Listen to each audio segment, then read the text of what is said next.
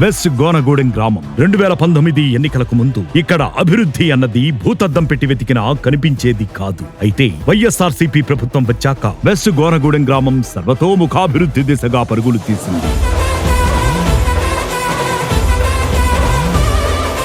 జగనన్న అందించిన కోట్లాది రూపాయల సంక్షేమాన్ని వెస్ట్ గోనగూడెం గ్రామంలో ప్రతి గడప అందుకుంది. 5 ఏళ్ల కాలంలో నభూతో నభవిష్యత్ అన్నట్లుగా వెస్ట్ గోనగూడెం గ్రామం ప్రగతి సాధించింది.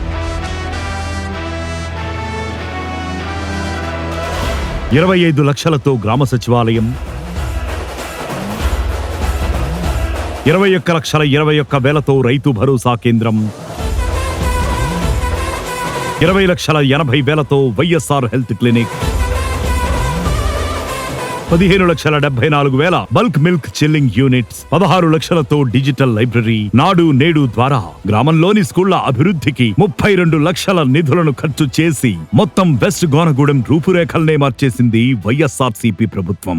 మా ఊరికి రోడ్లు ఇచ్చారు, సచివాలయం ఇచ్చారు, రైతు భరోసా ఇచ్చారు, క్లినిక్ ఇచ్చారు, పాల కేంద్రం ఇచ్చారు, పిసిఆర్ ఇచ్చారు, వాటర్ ట్యాంకులు ఇచ్చారు. మా ఊరు మొత్తం అంతా రోడ్లు ఇచ్చారు. ఎమ్మెల్యే గారి ద్వారాగానే మాకు ఇవన్నీ జరిగినాయి. గ్రామంలో సిమెంట్ రోడ్ల కోసం 35 లక్షలు,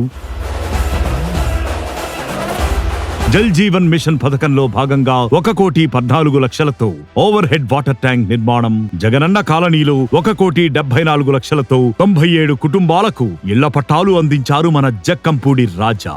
ఇవే కాక అమ్మఒడి పథకం కింద 1,79,00,000,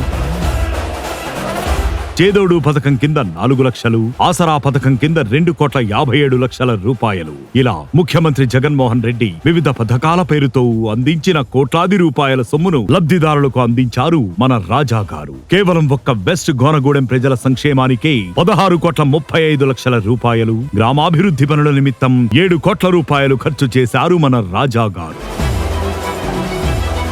ఇది వెస్ట్ గోనగూడెం గ్రామ ప్రజలకు అందిన అభివృద్ధి ఫలం.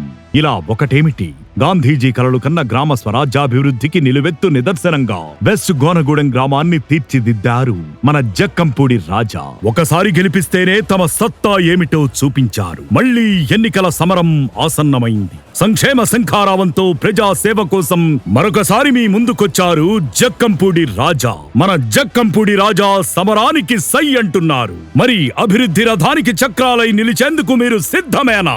జక్కంపూడి జయభేరిని మళ్లీ మ్రోగించేందుకు సిద్ధమేనా? జక్కంపూడి రాజన్నకు పట్టం కడదాం, జగనన్నను మరోసారి గెలిపించుకుందాం.